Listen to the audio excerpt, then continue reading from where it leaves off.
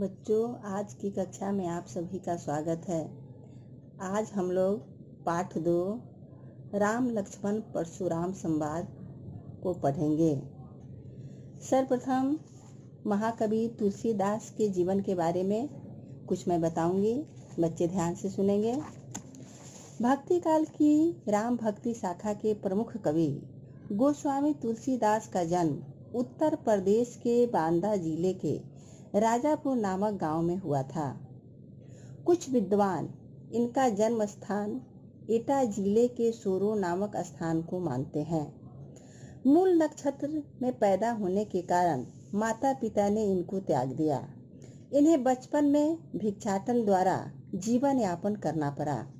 बाबा नरहरि की संगति से राम भक्ति की ओर उनका झुकाव हुआ। पत्नी रत्नावली की बातों के कारण राम भक्ति और भी प्रगाढ़ हुई। इन्होंने 1574 में अयोध्या में रामचरितमानस नामक सुप्रसिद्ध ग्रंथ की रचना आरंभ की। इनका देहावसान सन 1623 ईस्वी में काशी में हुआ। इनकी प्रमुख रचनाएं हैं रामचरितमानस, कवितावली, दोहावली, गीतावली, कृष्ण गीतावली और विनय पत्रिका। इनमें रामचरितमानस अकेला ऐसा ग्रंथ है जिसने कवि को प्रसिद्धि के चरम शिखर पर पहुंचा दिया।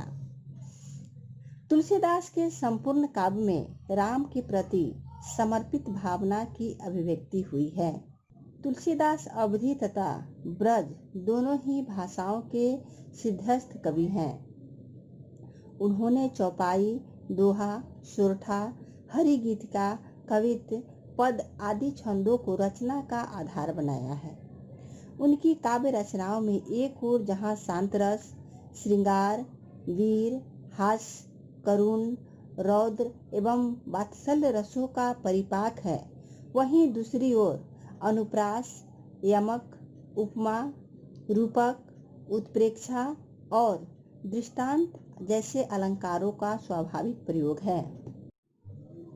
राम लक्ष्मण परशुराम संवाद के बारे में मैं कुछ बताना चाहती हूँ। यह पाठ तुलसीदास रचित रामचरितमानस के बाल्यकांड का एक अंश है। ये सारी बातें सीता स्वयंवर में हो रही हैं। उस स्वयंवर में बहुत सारे राजा, मित्र, बंधु आए हुए थे। उसी सभा में श्री राम और लक्ष्मण विश्वामित्र के साथ आते हैं। राजा जनक ने यह प्रतिज्ञा की थी कि जो कोई इस शिव के धनुष पर प्रत्यंचा चढ़ाएगा उसी से सीता का विवाह होगा। राजा जनक ने ऐसी प्रतिज्ञा इसलिए ली थी क्योंकि एक बार सीता जी ने उस धनुष को एक जगह से उठाकर दूसरी जगह रख दिया था। राजा जनक को यह देखकर आश्चर्य हुआ और उन्हें लगा कि यह कोई साधारण कन्या नहीं है, इसलिए उन्होंने यह प्रतिज्ञा की थी। राजा जनक के सभा में बैठे सभी महाराजाओं ने एक एक करके धनुष को उठाने की कोशिश की, लेकिन किसी ने भी उसे हिला भी नहीं पा सका। तब विश्वामित्र के कहने पर श्री राम ने उस धनुष को उठाया और जैसे ही उठाया धनुष टूट गई। धनुष के टूटने से जो गर्जन हुई, यह गर्जन परशुराम जी को सुनाई देता है। शिव के धनुष टूटने के बाद मुनि परशुराम को जब यह समाचार मिला तब वे क्रोधित होकर वहां आते हैं। शिव धनुष को खंडित देखकर वे आपे से बाहर, आपे से का अर्थ है गुस्से में आपे से बाहर हो जाते हैं। यहाँ राम के विनय और विश्वामित्र के समझाने पर तथा राम की शक्ति की परीक्षा लेकर अंततः उनका गुस्सा शांत हो जाता है। इस बीच राम, लक्ष्मण और परशुराम के बीच में जो संवाद हुआ उस प्रसंग को यहाँ प्रस्तुत किया गया है। परशुराम के क्रोध भरे वाक्यों का उत्तर लक्ष्मण व्यंग वचनों से देते हैं। इस व्यंग में वीर रस की प्रधानता दिखाई देती है। अब हम लोग पाठ की ओर चलेंगे। सर्वप्रथम काव्य पंक्ति, पहली काव्य पंक्ति को पढ़ेंगे और उनका भाव भावार्थ समझाएंगे आपको। प्रथम काव्य पंक्ति इस प्रकार है। नाथ शंभु धनि भंज निहारा, होइहे केहू एक दास तुम्हारा। शंभु धनु का अर्थ है शिव का धनुष। भंज निहारा, भंग करने वाला, तोड़ने वाला। इसका अर्थ है कि हे नाथ, शिव का धनुष तोड़ने वाला आपका कोई दासी होगा। आयसु कहा करिया किन मोही, सुनी रिसाई बोले मुनि कोई। मेरे लिए क्या आज्ञा है बताइए। यह सुन ऋषि क्रोध करके बोले, सेवक सो जो करे सेवकाई, अरि करनी करी करिह लड़ाई। परशुराम जी कहते हैं कि सेवा का कार्य करने वाला सेवक होता है, शत्रुता का कार्य करने वाला सेवक कैसा, उससे तो लड़ाई ही उचित है। सुनहु राम जहि शिव धनु तोरा, सहस बाहु सम सो रिपु मोरा। कि सुनो राम, जिसने भी शिव का धनुष तोड़ा है वह सहस बाहु के समान मेरा दुश्मन है। सो बिलगांव बिहाई समाजा, न त मारे जइहे सब राजा। वह इस समाज को छोड़कर तुरंत अलग हो जाए, नहीं तो यहाँ बैठे सभी राजा मारे जाएंगे। सुनी मुनि बचन लखन मुस्काने, बोले परशुधर ही अभिमाने। ऋषि की क्रोध भरी बातें सुनकर लक्ष्मण जी व्यंग करते हुए बोले, हे मुनि, हमने बचपन में बहुत धनुहिया तोड़ी, तब तो आपने कभी ऐसा गुस्सा नहीं किया। बहु धनुही तोरी लड़काई, कबहू न असिरिस किन्हीं गोसाई। कि हे मुनि, हमने बचपन में तो बहुत सारे धनुष तोड़े थे, लेकिन आपने तो कभी ऐसा गुस्सा नहीं किया। यही धनु पर ममता के ही हेतु, सुनी रिसाई का बिल्कुल केतु। कि इस धनुष पर इतना ममता किस कारण है। यह सुनकर भृगुकुल ऋषि परशुराम ने कहा, रे नृप बालक काल बस बोलत, तो ही न संभार। धनु ही सम त्रिपुरारी धनु, विदित सकल संसार। रे नृप बालक, रे उदंड बालक, कि तू काल के बस में वशीभूत होकर बिना विचार किए बोल रहा है। जिस धनुष को संपूर्ण विश्व जानता है, उसे तुम सामान्य धनुष बता रहा है। दूसरी काव्य पंक्ति इस प्रकार है। लखन कहा हंसी हमने जाना, सुनहु देव सब धनुष समाना। लक्ष्मण जी हंसकर परशुराम जी से बोले, हे देव सुनिए, मेरी समझ के अनुसार तो सभी धनुष एक ही समान है। का क्षति लाभ जून धनु तोरे, देखा राम नयन के भोरे। इस धनु के टूटने से क्या लाभ है तथा क्या हानि, यह बात मेरी समझ में नहीं आई है। छुअत टूट रघुपति न दोषु, मुनि बिनु काज करहूं कत रोषु। कि श्री राम ने तो इसे केवल छुआ था, लेकिन यह धनुष तो छूते ही टूट गया, फिर इसमें श्री राम का क्या दोष। बोले चितय परशु की ओरा, रे सठ सुने हूँ सुभाव न मोरा। लक्ष्मण की व्यंग भरी बातों को सुनकर परशुराम का क्रोध और बढ़ गया और वह अपने फरसे की ओर देखकर बोले, अरे दुष्ट, क्या तूने मेरे स्वभाव के विषय में नहीं सुना। बालकु बोधी बोली बधाओ नहीं तो ही, केवल मुनिजर जान ही मोही। तुझे बालक समझकर नहीं मार रहा हूँ। अरे मूर्ख, क्या तू मुझे केवल मुनि समझता है। बाल ब्रह्मचारी अति को ही, विश्व विदित क्षत्रिय कुल दोही। मैं बाल ब्रह्मचारी और अत्यंत क्रोधी स्वभाव का व्यक्ति हूँ। मैं पूरे विश्व में क्षत्रिय कुल के घोर शत्रु के रूप में प्रसिद्ध हूँ।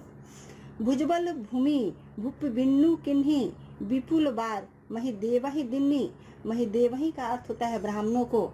मैंने अपनी इन्हीं भुजाओं के बल से पृथ्वी को कई बार राजाओं से रहित करके उसे ब्राह्मणों को दान दे दिया था।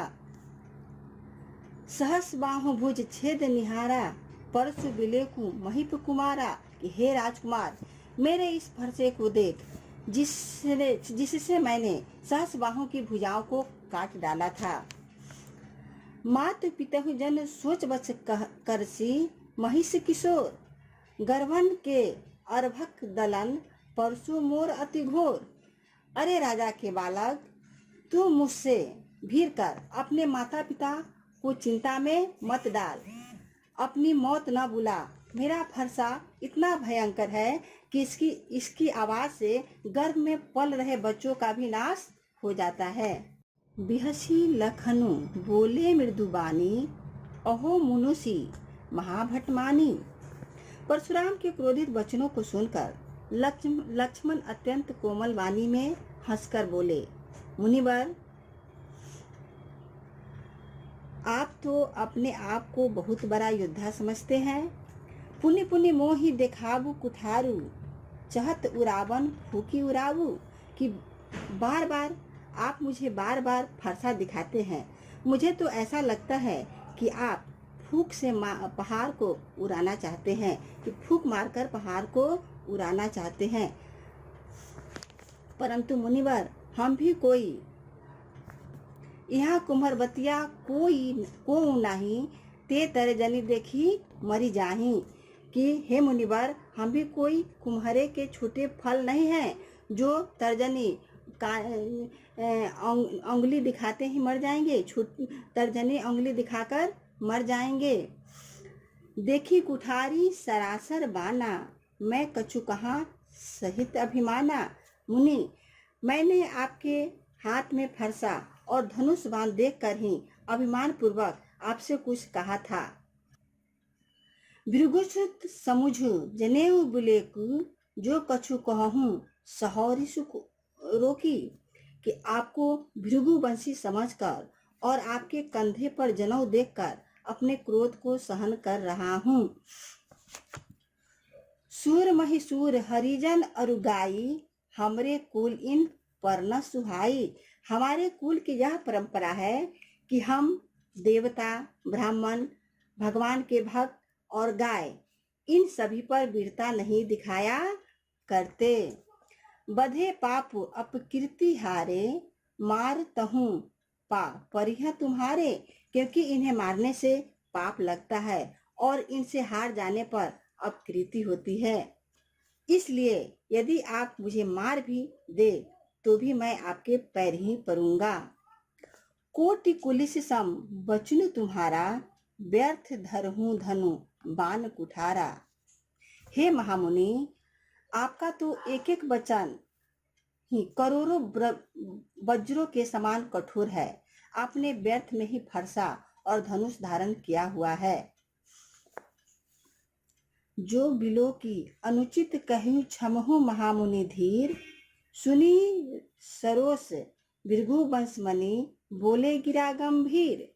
यदि मैंने आपको देखकर कुछ गलत कह दिया हो तो हे धैर्यवान महामुनि, मुझे क्षमा कर दीजिएगा। लक्ष्मण के यह व्यंग वचन सुनकर भृगुवंशी परशुराम क्रोध में आकर गंभीर स्वर में बोलने लगे। चौथी काव्य पंक्ति इस प्रकार है। कौशिक सुनहु मन देहु बालकु, कुटिल कालवश निज कुल घालकु। यहाँ पे कौशिक विश्वामित्र जी को कहा गया है। बच्चे ध्यान देंगे। भावार्थ इस प्रकार है। परशुराम को लक्ष्मण जी की व्यंग भरी बातों को सुनकर और क्रोध आ गया और वे विश्वामित्र जी से बोले, हे विश्वामित्र, यह बालक बहुत कुबुद्धि और दुष्ट है। यह काल के वश में आकर अपने कुल का घातक बन रहा है। भानु वंश राकेश कलंकहु, निपट निरंकसु अबुधु असंकहु। यह सूर्यवंशी बालक चंद्रमा पर लगे हुए कलंक के समान है। मुझे यह पूरी तरह उदंड, मूर्ख और निडर लगता है। काल कवलु होई है छन माही, कहो पुकारी खोरी मोहि नाही। अभी यह क्षण भर में काल का ग्रास हो जाएगा। क्षण भर में मैं इसे मार डालूंगा। मैं अभी से यह बात कह रहा हूँ, बाद में मुझे दोष मत दीजिएगा। तुम हट कहूँ चहूँ बारा, कहीं प्रतापु बलु रोष हमारा। यदि आप इसे बचाना चाहते हैं तो मेरे प्रताप, बल और क्रोध के विषय में बताकर अधिक बोलने से मना कर दीजिए। लखन कहे मुनि सुजसु तुम्हारा, तुम ही अछत को वर्णव पारा। लक्ष्मण इतने पर भी नहीं माने और परशुराम को क्रोध दिलाते हुए बोले, हे मुनिवर, आपका यश आपके रहते हुए दूसरा कौन वर्णन कर सकता है। अपने मुँह तुम आपन करनी, बार अनेक भांति बहु बरनी। आप तो अपने ही मुंह से अपनी करनी और अपने विषय में अनेक बार अनेक प्रकार से वर्णन कर चुके हैं। नहीं संतोष तब पुनि कछु कहूँ, जनिरिस रोकी दुसह दुख सहूँ। यदि इतना सब कुछ कहने के बाद भी आपको संतोष नहीं हुआ हो तो कुछ और कह दीजिए। वीर व्रति तुम धीर अछोभा, गारी देत न पाहूं शोभा। अपने क्रोध को रोककर असह्य दुख को सहन मत कीजिए। आप वीरता का व्रत धारण करने वाले, धैर्यवान और क्षोभ रहित है। आपको गाली देना शोभा नहीं देता। सूर समर करनी करही कहीं, न जनावही आपू। विद्यमान रन पाई रिपु, कायर कथी प्रतापु। जो शूरवीर होते हैं वे अपनी करनी युद्ध में दिखाया करते हैं, बातों से अपना वर्णन नहीं करते। शत्रु को युद्ध में उपस्थित पाकर भी अपने प्रताप की व्यर्थ बातें करने वाला कायर ही हो सकता है। पांचवी काव्य पंक्ति इस प्रकार है। तुम तो कालू हाक जनु लावा, बार बार मुहि लागी बुलावा। लक्ष्मण जी परशुराम जी से बोले, हे मुनि, मुझे ऐसा लग रहा है मानो आप काल को हाक अर्थात आवाज लगाकर बार बार उसे मेरे लिए बुला रहे हैं। सुनत लखन के कठन वचन कठोरा, परशु सुधारी धरेउ कर घोरा। लक्ष्मण जी के ऐसे कठोर वचन सुनते ही परशुराम का क्रोध और बढ़ गया। अब जनि देई दोसु मोहि लोगु, कटुवादी बालकु बध जोगी। उन्होंने अपने भयानक फरसे को घुमाकर अपने हाथ में ले लिया और बोले, अब लोग मुझे दोष न दे। इतने कड़वे वचन बोलने वाला यह बालक मारे जाने योग्य है। बाल बिलो की बहुत मैं बाचा, अब यहूं मन मर निहार भा साचा। बालक देखकर इसे मैंने बहुत बचाया, पर अब यह सचमुच मरने वाला है। कौशिक कहा, क्षमेय अपराधु, बाल दोष गुण गनिहन साधु। परशुराम के क्रोध को देखकर विश्वामित्र उठ खड़े हुए और बोले, अपराध क्षमा कीजिए। बालकों के दोष और गुण को साधु लोग नहीं गिना करते। खर कुठार मैं अकरुण को ही, आगे अपराधु गुरु द्रोही। तब परशुराम जी ने कहा कि ये मेरा दुष्ट फरसा है। मैं स्वयं दया रहित और क्रोधी हूँ, उस पर यह गुरुद्रोही मेरे सामने उत्तर दिए जा रहा है। उत्तर देत छोरो बिनु मारे, केवल कौशिक शील तुम्हारे। हे विश्वामित्र, केवल आपके शील के कारण ही मैं इसे मारे बिना छोड़ रहा हूँ। न तो यही काटी कुठार कठोरे, गुरही उरिन होते हूँ श्रम थोरे। नहीं तो इसे इस कठोर फरसे से काटकर थोड़े ही परिश्रम से गुरु के ऋण से मुक्त हो जाता। गाधी सुनु कह हृदय हसी मुनि, हरि यरे सूझ। अयमय खार न उखमय अजहू, न बूझ अबूझ। परशुराम जी के वचन सुनकर विश्वामित्र जी हृदय में हंसकर सोचा, मुनि परशुराम को हरा ही हरा सूझ रहा है। चारों ओर विजय होने के कारण ये राम और लक्ष्मण को साधारण क्षत्रिय समझ रहे हैं। मुनि अब भी नहीं समझ रहे हैं कि ये दोनों बालक लोहे की बनी हुई तलवार है, गन्ने के रस की नहीं, जो मुंह में लेते ही गल जाएंगे। मुनि परशुराम जी अज्ञानियों की तरह इनके प्रभाव को समझ नहीं पा रहे हैं। बच्चे ध्यान देंगे। ऐमय का अर्थ होता है लोहे की बनी हुई, खार का अर्थ होता है तलवार, उखमय का अर्थ होता है गन्ने से बनी हुई, अजू का अर्थ होता है अभी, बद जोगी का अर्थ होता है मारने योग्य। छठी काव्य पंक्ति इस प्रकार है। कहेहु लखन मुनि शील तुम्हारा, को नहीं जान विदित संसारा। लक्ष्मण जी ने परशुराम जी से कहा, हे मुनि, आपके शील स्वभाव के बारे में कौन नहीं जानता, वह संपूर्ण संसार में प्रसिद्ध है। मात पितहि उरिन भयनी के, गुर रीनु रहा सोचु बर जी के। आप माता पिता के ऋण से तो अच्छी तरह मुक्त हो गए हैं, अब केवल गुरु का ऋण शेष रह गया है, जिसका आपके जी पर बड़ा बोझ है। सो जनु हमरे ही माथे गाढ़ा, दिन चली गए ब्याज बर बाढ़ा। शायद यह ऋण हमारे ही माथे पर था, बहुत दिन बीत गए, इस पर ब्याज भी बहुत चढ़ गया होगा। अब आनिया ब्य व हरी या बोली, तुरंत देव में थैली खोली कि अब किसी हिसाब करने वाले को बुला लाइए। तो मैं तुरंत ही थैली खोलकर धन राशि दे देता हूँ। सुनि कटु बचन कुठार सुधारा, हाय हाय सब सभा पुकारा। लक्ष्मण के कटु वचन सुनकर जब परशुराम ने अपना फरसा उठा लिया तो सारी सभा में बैठे हुए राजा हाय हाय करके पुकारने लगे। भृगुबर परशु देखा बहु मोहि, विप्र विचारी बचौ नृपदोही। लक्ष्मण बोले, हे भृगु श्रेष्ठ, आप मुझे फरसा दिखा रहे हैं, पर हे राजाओं के शत्रु, मैं ब्राह्मण समझकर आपको बचा रहा हूँ।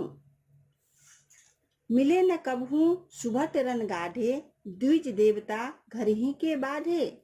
कि मुझे लगता है आपको कभी युद्ध के मैदान में वीर योद्धा नहीं मिले हैं। हे ब्राह्मण देवता, आप घर में ही अपनी वीरता के कारण फूले फूले ही रहे। अनुचित कहीं सब लोग पुकारे, रघुपति सै नहीं लखनऊ निवारे। लक्ष्मण के ऐसे वचन सुनकर सभा में उपस्थित सभी लोग यह अनुचित है कहकर पुकारने लगे। यह देखकर श्री राम ने लक्ष्मण को आंखों के इशारे से रोक दिया। लखन उतर आहुति सरिस, भृगुबर कोपु कुशानु, बढ़त देखि जल सम बचन, बोले रघुकुल भानु। लक्ष्मण के उत्तर परशुराम की क्रोधाग्नि में आहुति के सदृश कार्य कर रहे थे। इस क्रोधाग्नि को बढ़ते देख रघुवंशी श्री राम लक्ष्मण के वचनों के विपरीत जल के समान शांत करने वाले वचनों का प्रयोग करते हुए परशुराम जी से लक्ष्मण को क्षमा करने की विनती करने लगे। बच्चे ध्यान देंगे। बालक बोली बधौ नहीं तोहि में अनुप्रास अलंकार है। कोटि कुटिल सम बचनु तुम्हारा में उपमा अलंकार है। तुम तो कालू हाँक जनु लाबा, बार बार मोहि लागे बुलाबा में उत्प्रेक्षा अलंकार है। लखन उतर आहुति सरिस, भृगुवर कोपि कुशान, बढ़त देख जल सम बचन, बोले रघुकुल भानु में रूपक अलंकार है। इस बात का बच्चे ध्यान देंगे। आज की कक्षा यहीं समाप्त होती है। अगली कक्षा में फिर हम आपसे मिलेंगे। अगर आपको मेरा यह वीडियो पसंद आया हो तो आप मेरे वीडियो को लाइक एवं चैनल को सब्सक्राइब करना ना भूलें। धन्यवाद।